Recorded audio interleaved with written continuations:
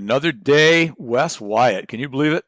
I can't believe it. We've been racking and stacking guests like crazy, Randy. We are. I think I'm going to go to the airport and see if I can get a job in the control tower. What do you think? They should offer you one because I got to tell you, we've been negotiating guests like hotcakes over here. I know we have been. It's funny. We've actually been talking to one guest or waiting for a guest and negotiating with other guests. So we're racking and stacking. I love it. So we are racking and stacking. And before we run the bumper, I want you, when you get on with Shannon, to ask him if, in fact, or he can answer since he's listening in the background, because he's a bow tie wearer. Do bow tie people, when they see each other, actually exchange bow ties? Because we were told that that was a thing that bow tie wearers would do if they liked the bow tie and they agreed. Do they swap and find out if that is in fact true? We need to know because Bob told us it could happen, but never to him, right? So we got to find out. Yeah. We need to know. Why don't we just go talk to Shannon and find out? Let's do that. All right. Cheers, brother. Let's go.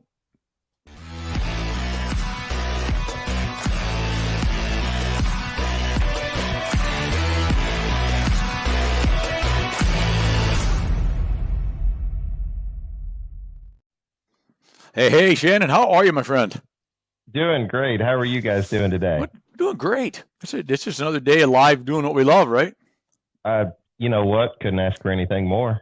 We could not. We could not. So before we even start, because I'll forget. Okay. Tell me the bow tie thing. Wes asked. If Wes asked, you remember, as the producer director, buddy and pal, and sometimes bodyguard, he has the ability to pull me off air anytime he wants. So I have to, abide by his rules. What about the bow tie thing? I've heard the story before, but I can honestly say I've never run into this. I started wearing the bow tie specifically for the podcast. The idea of being a geek sort of, for me, kind of encompassed, the suspenders, the tie, the bow tie, and kind of where the Shed Geek podcast got started. It was just for that purpose. Outside of this, believe it or not, I wear hoodies and blue jeans. That's about it. But no, I've never actually exchanged a bow tie with anyone. But you know what? I might start now.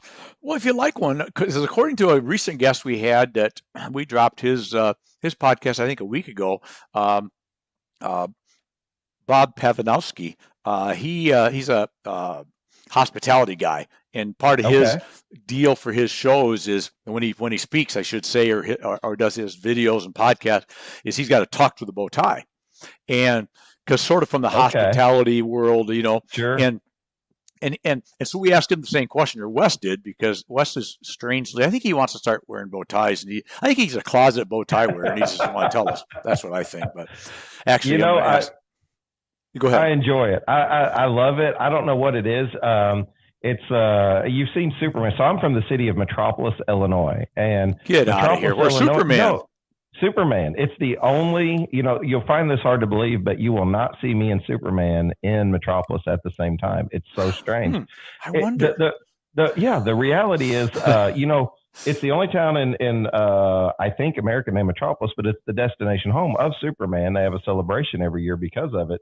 And I actually started with this character. I thought, Superman would go into a booth and he would change his clothes and come out as Superman from Clark Kent. So I just go into my hoodie and my blue jeans and I come out as the Shed Geek. I just go inside a shed instead of a phone booth. So it's a lot of fun. And I feel like sort of a representative of the industry with this, if you will, because you kind of become that character, almost that little, the avatar, logo and everything. So it's just fun.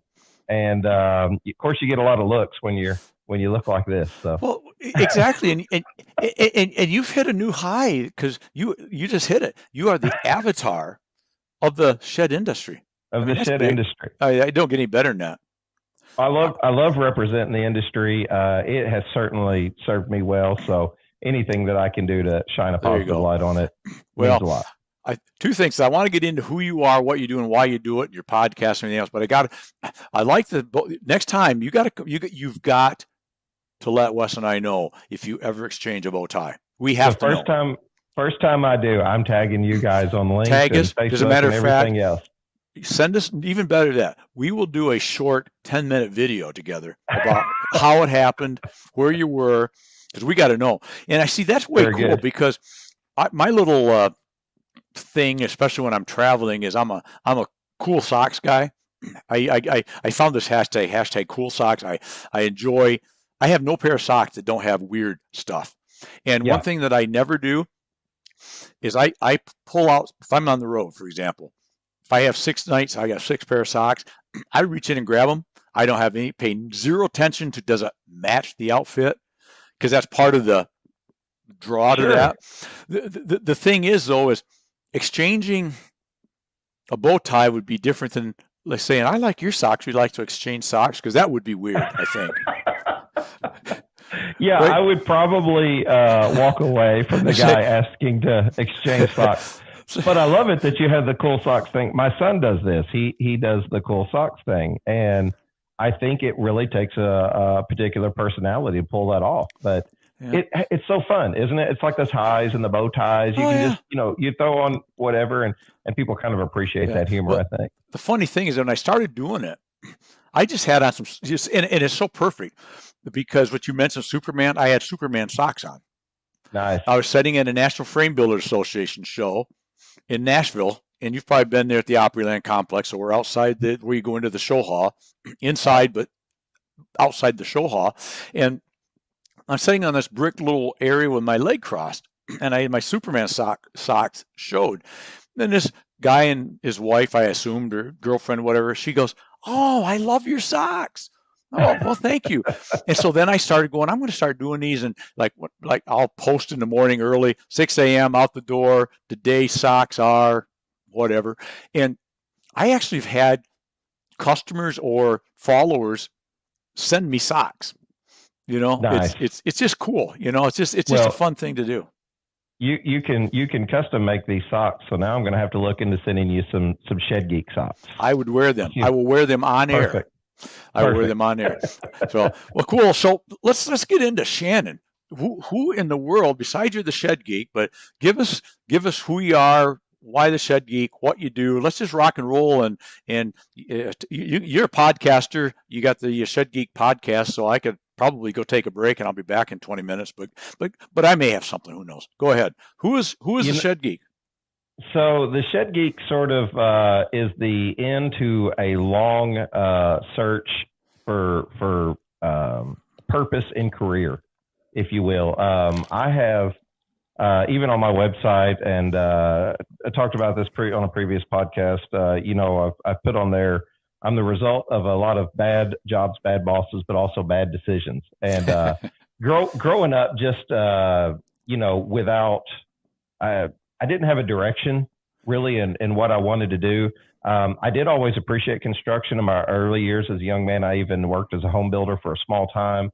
And I enjoyed construction, but more than anything, I went to work at a casino of all things at one point. So we'll start with, married for almost 23 years now. So met my wife in high school. We struggled through our early years, have a couple of babies early, one who just moved out and was getting married in June, and one that's getting ready to go to school. Goodness. So we're going to be empty nesters soon. Wow. Nice. But we jumped through this, this battle of being in sort of a poor area, didn't go to college, didn't really have purpose, and went to work for the casino industry. And the casino industry is very unique in that typically you walk in, and if you walk out, you've walked out with a experience, not necessarily a product, So when you walk out, it's all about how you feel. And I learned that I really had a knack for talking to people. They would do this really cool thing where they would put you on the spotlight where you talk to a customer, and you had to check off all these different things. And I started realizing that I liked people more than I thought I did. And I really started to enjoy and just embrace the sales side of it, the customer service side of it, and getting to know people. People became very interesting to me, and history was very interesting to me. And finding out, why did you get where you got? How did you do it? And career had always evaded me. I had tried these different things and messed up many on my own accord, and then had bad luck in other ways. And I thought, when am I going to land on something that I really enjoy, that I like doing? And lo and behold, I was working in ministry. I'd worked in the shed industry in purchasing, and I had a friend from church just say, "Hey, you want to start a shed lot? I know that you know something about the shed industry." And I said, "Well, I don't know about the industry, but let's give it a shot." And mixed with sales and a passion for sales and people and ministry, I jumped right in and started selling. And one thing led to another, where the industry got very small to me. It's very large, but it got very small to me in the communication and the people that I got to meet. And it just felt like home. Everyone was so welcoming. Everyone was so friendly. And I began to realize that maybe selling wasn't even my spot. And went to work as a rent-to-own rep for a while and traveled the country. And I'm sitting at home one day, and I'm an avid podcast listener. I'm a talk radio guy, right? I love listening to thought, and I love listening to all of these different shows, and boring shows is what most people would say. And I realized podcasting is, I mean, it's just that, isn't it? It's not broadcasting, it's podcasting. It's talking about something that you know, like, and enjoy, and being passionate about it. And me and a friend of mine just, I bought the equipment and said, "Hey, you want to do this? I'm going to do it with or without you." And we had jumped in, and he's moved on now to some marketing adventures and things like that. But I just stuck right with it, man. Stuck in here and said, this is what I want to keep doing. I want to find out about people, their stories, this industry. Where's it going? Why is it here? What can we do to change it? And the next thing I know, I started getting requests for advertising, you know, and built a plan around that, and became full-time in doing what I'm doing. So love it, enjoy it. And the goal, whenever I was with Rent to Own, to be clear, my wife had found out that she had breast cancer. And the concern for me was, how do I stay home and care for my wife, but then also reach people? And as I'm listening to podcasts, I just kind of feel this, wait a minute, you know, you don't have to go out and knock on everyone's door. Maybe you can create opportunity or create value for people, and maybe they'll want to listen to you or what you have to say. And it wasn't as much what I had to say as the guest. So I started inviting people on. It's the old quote, you know, help as many people get what they want, and you can have what you want. So you just start putting information out there, and all these people were saying, where's the other resources for the shed industry? Where are they at? I want to know where to find more stuff and information. And I'm in this fishbowl when I'm out here trying to sell. What's everyone else seeing? And Facebook was the only medium that they could do that. So the podcast it took off, man, and it's been great. It's been absolutely great. That's awesome, and it's excellent, because I've watched a couple shows. I think I first was introduced to you, I believe, from who is now mutual friends of ours, Barry Bontrager. Oh yeah, Gary, yep. Gary, I was on his podcast, and he was, I think, actually we're dropping his shortly, I think, but we've recorded his. Great guy. And I really enjoyed what you brought to the table. And so then I went back and said, okay, I got to follow this guy and see what's going on and listen to some of your shows. And that's what caused me to reach out to you, you know, and say, look, we need to get together. And because we're semi in the same industry as we talked. I mean, not semi, we are. But so for anybody that silly enough to not really understand exactly what we say when we talk about the shed industry, give me the 101 lesson on what we talk about when we talk about the shed industry. Sure. So for me, experience in the shed industry, what I experienced probably first was a couple of different things. I was kind of surprised at how close-knit of a community it was. There's definitely a lot of dog eat dog still even in the industry, but it doesn't really relic the rest of the world near as much. There's help from shed hauling and shed building and shed sales. There's shared communication. And I think there's really this mentality to move forward and do good together and try and figure out how you could maintain your own identity, maintain your own individuality and competitive advantage, but also still not be so difficult, you know, to your competition, I guess, if you will, cutthroat. So that was one of the things that really attracted me. I know there's a lot of faith in the industry, which means a lot to me. That was certainly an important part of my journey is doing like faith-based drug and alcohol rehabilitation. So That was exciting to me to be able to see those things. But the shed industry is so much, isn't it? It's not just portable, movable sheds, but then it's pole sheds, and then it's it's carports, and it's backyard furniture at your lot. It's U-Hauls if that's what you have to do to get your shed lot moving. So it's so fragmented. There's so many different things. There's these large companies that have been in existence for years, selling hundreds of $millions of sheds a year. And then there's the guy who just decides, I'm going to open up a shed lot right here in my backyard, and I'm going to sell $100,000 worth of sheds a year, $1 million worth of sheds a year. So it's in this massive season, what seems like, of growth. I think back to our first episode was with Gideon Zook, and he was one of the first portable shed builders in Pennsylvania. This was in the 70s, 74 maybe. And I think him and his two brothers were building. And he said his dad came to him as him and his two brothers were building and said, two of you boys are going to have to move on and do something different, or else you're going to flood the market. Which is hilarious to think of, like, where it's come to now, because there's like 60 shed manufacturers in Lancaster County. So, you think of definitely the small portable shed or outbuilding, or typically speaking, but it encompasses so much more. So it's really a unique and awesome industry. It is. And, the thing that I find interesting about the shed industry, you talked about how big it is. It's shrunk for you, but how big it is.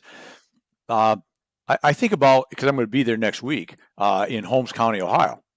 And I swear you could drive about 13 steps and there's another shed lot, right?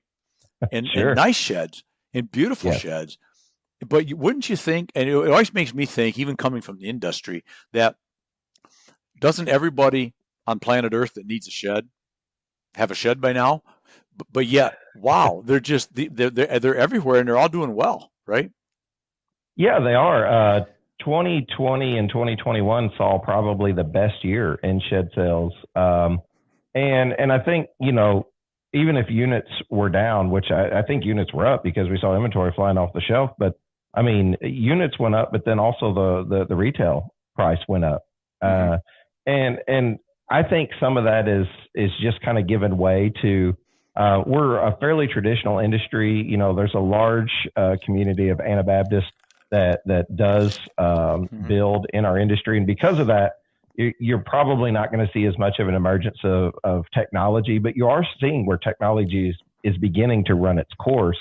And we're not immune to that in shed. So whether it's building design, you're seeing a lot of tech come into different components of building design, just owning a website in general, but then optimizing those websites and learning about CRMs and SEO. And a lot of people just really set out to build a shed, didn't they? They just really set out to build a pole shed. And they're like, I just enjoy, putting these things together and maybe doing some R&D and creating some really cool things like you see in Holmes County, a shed that looks way beyond what you would have seen 5, 10, 20 years ago.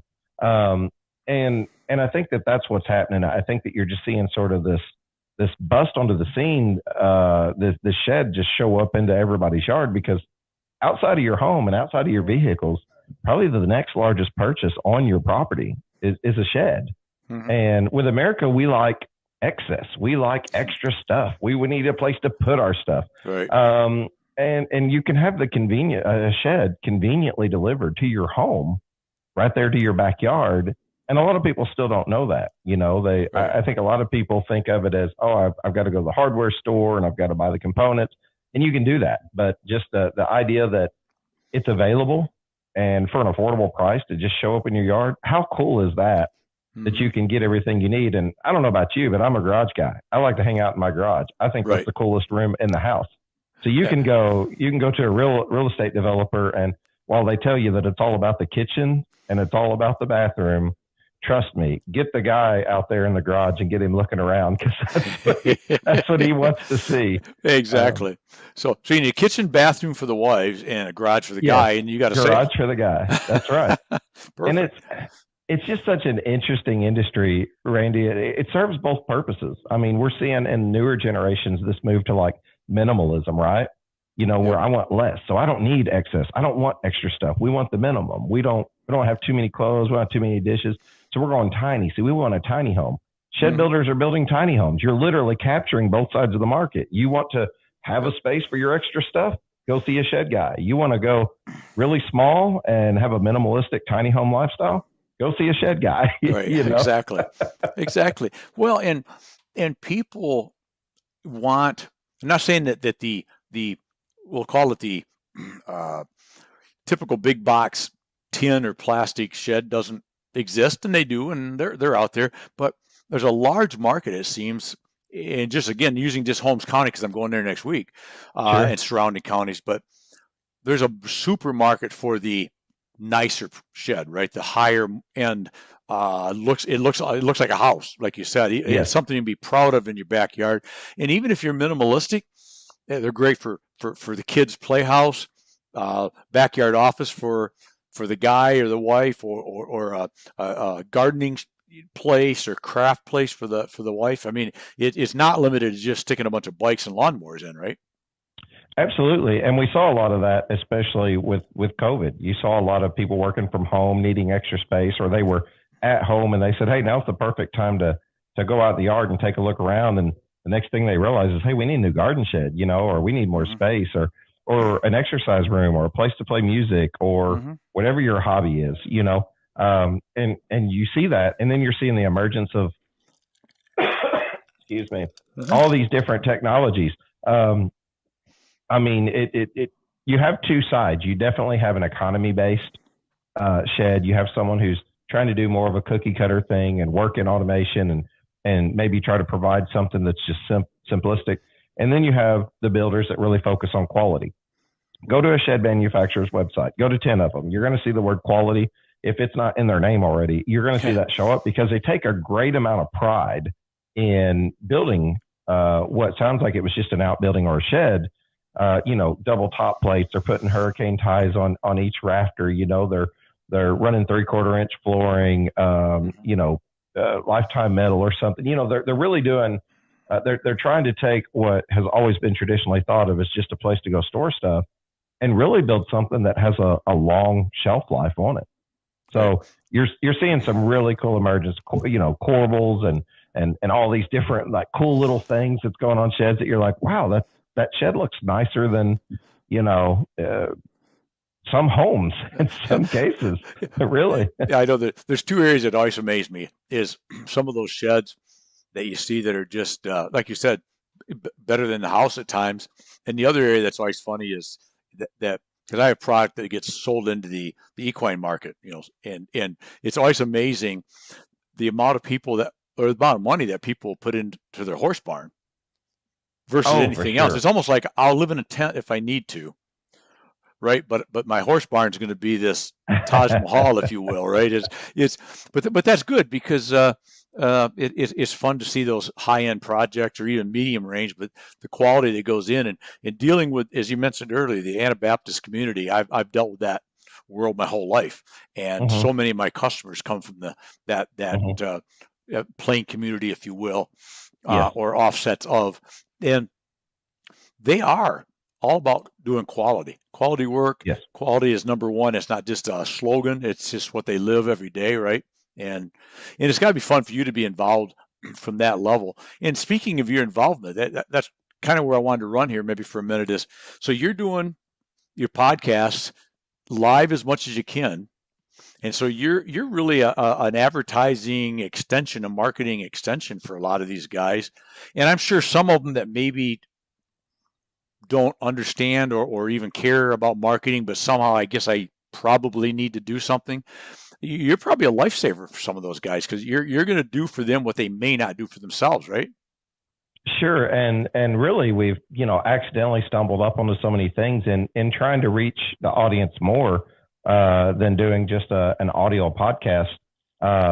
We began to think about, hey, how do we add video and create a YouTube channel? So I really began to learn. I say all the time, I'm not a tech geek, I'm a shed geek, but I sort of have been introduced into this world of technology that I'm slowly starting to embrace myself. And I'm learning more because we're doing this video. We're starting to see with the video that we can promote products. So we can promote to our audience, but then we can also interview our audience. And there's so many people to interview, from shed haulers, to individual shed selling lots, to shed manufacturing, but then everyone who offers products and services within that industry as well too. There's a whole market there of people who want to get in front of people. We're averaging somewhere between our Plain community friends who actually have a call-in line based out of Holmes County, and also our YouTube channel and our hosting site, somewhere around 1,000 to 1,000 plus listeners every Wednesday. And that's really nice to have that B2B model where we're specifically talking to the industry. So if you find your way on most of the time and you say Shed Geek podcast, well, we try to make it interesting. It's education through entertainment. So I want to make it for the everyman who can just get on and listen. And even if I'm talking to, someone about shed 3D technology, there's something that we can say that's valuable and something that's entertaining for the every person. But then on top of that, you start thinking about being able to market and repurpose your value. We've had recently one of the larger corporations reach out and say, how do we incorporate podcasting into what we do? Podcasting is growing right now at a rate faster than what the internet was growing. Now, I expect that to slow down at some point, but, and not to get political, but I think a lot of it has to do with people having trust on a more local level, trust on a more individual level than going to a large broadcaster media to listen to things. So you can talk about, I don't know, I've gotten conversations about motorcycles on the podcast and almost taking a left turn too far here or there. And you try to bring it back and sort of incorporate everything around the shed and how it's related to, but you can repurpose these things. You can talk about, if you're a shed company or you're building a pole shed or anything, could you imagine being able to come on and talk about your product and put that link on your website? Because 63% of people, they're shopping online even before they come in to find out about you. So even if they want to come to your lot and have a discussion, they're going to do some research first, because people love being able to research from the comfort of their home without any high pressure sales. And then they'll come in with an educated perspective on, how do I not let this sales guy get me, right? How do I not let him sell me something that I want?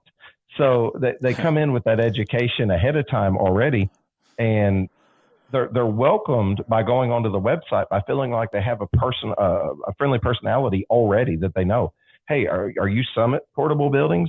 I feel like I know who Summit Portable Buildings is. I went on and watched your podcast. I learned about you. And I liked you. I liked what you had to say. And I liked, the way that you address your customers. Those are things that you're never going to get an opportunity. If you're in sales, you're never going to get a chance to do, because this customer, if you can't get them qualified and get them to sit down and get off of the impulse train that they're on that day, you're not going to have the time to express, hey, I really care about quality. And that's something I want you to know. So if quality is not what you're looking for, I might not be the right guy for you if you're shopping on a price, so that's why I think podcasting is so good, because you can repurpose the value. And those are some things that I intend to do moving forward in 2023. Awesome, man. You do some good stuff. I love it. So as we kind of, I appreciate you being on. This is some good information. We're running at the bottom of the screen how they can get a hold of you. They can follow you. Sure. You're on every Wednesday, right? Every Wednesday. Yep. I have an episode that comes out every Wednesday. I have a newsletter that goes out every Wednesday. And typically we're gonna have video for every show, unless of course the guest doesn't want to be video, then we honor that. Right. So as far as on social media, where they can find you, as if they just look for Shed Geek, they'll find you. Look for Shed Geek on the website, social media, Facebook, Instagram, Twitter, linked. We're going to start trying to create some shorts maybe here before too long on YouTube. I'm toying with the idea of TikTok. I don't know. My political brain's still kind of working on that. Yeah, I know. I hit a period of time where I was starting to get on there, and I'll be honest, I've kind of back off, and I'm not sure. So if I'm not sure, I just don't, because I'm not sure I want to be. But right. Well, that's I echo those sentiments exactly. Yeah, I know exactly where you are, and I think that they're really cool. I think that's what a lot of people are looking for, that 1 minute content for sure. I think some of that stuff will be fun to do. And honestly, I get to do it as this character. I really get to have the time of my life. I spent so many years not knowing and feeling confident in my career or what I wanted to do. And now I feel more confident than I ever have and don't want to do anything else. I absolutely love podcasting. I love talking about sheds and construction, and really getting to meet the people behind it. Right. I kind of saw the people in the industry as the superstars. Matter of fact, we used to call them shed celebrities. So we thought I love it. We thought they were kind of funny because they would be noticeable on Facebook or Instagram or something, and I loved it. That's good stuff. Well, hey, as we talked earlier, you have become an avatar of the shed industry. The bow tie and the suspenders, and I mean, it's a good look, man. I like it. Well, I love it. It's a cartoon character, and in many ways, I feel like that's what podcasting gives you the ability to do. And never saw myself in this space, but I'm thankful for those times in customer service that kind of made me feel very welcome around people and wanting to do this very thing. So I love getting people's stories, and I think other people enjoy hearing them too. Yeah, stories are good.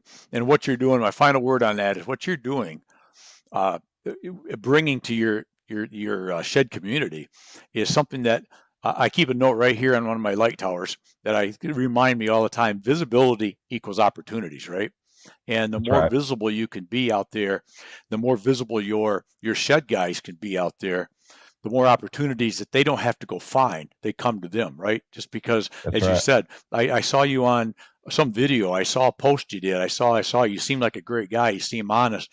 A big part of that sales, using air quotes, is done before they come in the door. And that all because of the visibility, letting people know raw and organic. Who is this? Who is Billy the Shed Builder, right? I want to know who this guy is, right? So that's right. Awesome. No, any parting words, my friend? They buy from who they trust. Yeah, it doesn't matter what it is. They buy from who they trust. And if you become a trusted resource, I've never been good at sales. I've been good at building relationship. Yep. And I know that there are books that say, was it the Challenger sale that says, the relationship builder comes in second, but second's fine with me. I'm perfectly fine if that's the best I can do. Because I truly admire the opportunity to build relationships. And then when a sale happens through that, well, that's just great. But it's the relationship is there whether the sale's not is or not. So and when you get a sale that way, as opposed to strictly price, it's a sale that the customer's happy with. It's one that they'll refer, and they'll be a raving fan, as opposed to just somebody that bought a shed, right? I think it's Zig Ziglar. That's the quote I was looking for earlier. Give, if you can have anything you want, as long as you can give other people what they want. So offer them value. I've got a picture hanging in my sign that in my office, a sign by Zig that says, if you're not willing to learn, no one can help you. But if you're willing to learn, no one can stop you. Love it. So it's just a matter of waking up every day, winning the day. And that's what I'm doing, man. And I enjoy it. I really am having a blast. Love it. We couldn't end it with anything better than that. Great statement. Great to have you on, my friend. I appreciate it. Yes, sir. Thank you for having me. You got her. The Shed Geek himself, Shannon Latham, the Shed Geek. Hey, come on. We have not had a geek on yet. Okay, well, Wes and myself are a little geeky. But anyways, we've had the Shed Geek on now. Make sure you follow him if you're in the shed industry at all, or interested in shed industry, or just want to watch a fun cartoon geek, as he likes to refer to himself. The guy is first class. You'll love him. So anyways, that's it for the day. Remember, continue to love what you do and do what you love. And remember what I always say, you want to live it, love it, and own it. And while you're at it, why don't you go make today your best day ever. Until tomorrow. Cheers, my friends.